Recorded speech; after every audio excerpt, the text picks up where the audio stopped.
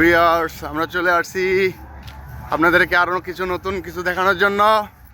আপনারা পাশে থাকেন, তো দেখতে থাকেন। আমরা আপনাদেরকে কিছু বিকল্প কিছু জিনিস দেখাবো যা গজনিতে আগে কখনো দেখা যায়নি। তো আশা করি আপনারা আমাদের পাশে থাকবেন।